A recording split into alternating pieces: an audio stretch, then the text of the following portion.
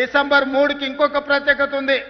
తెలంగాణ మలిదశ ఉద్యమానికి ఉవ్వెత్తున ఊపిరులూది ఉద్యమాన్ని పతాక స్థాయికి తీసుకెళ్లిన శ్రీకాంతాచారి వర్ధంతి కూడా ఈ డిసెంబర్ 3 తారీఖు నాడే.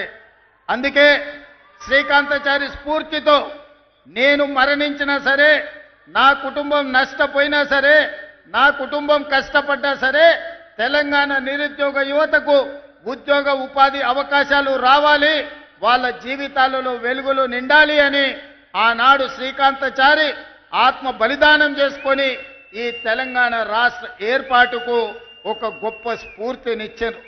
అందుకే శ్రీకాంతాచారి స్ఫూర్తితో కాంగ్రెస్ పార్టీ అధికారంలోకి వచ్చిన మొదటి సంవత్సరమే రాష్ట్ర ప్రభుత్వంలో 60,000 ప్రభుత్వ ఉద్యోగ ఖాళీలను భర్తీ చేసి ఈ తెలంగాణ ఉద్యమం ఉద్యోగాల కోసమే అన్న సంగతిని ఆనాడు నిరూపించి మొదటి సంవత్సరంలోనే 60,000 ఉద్యోగాలు ఇవ్వడం జరిగింది.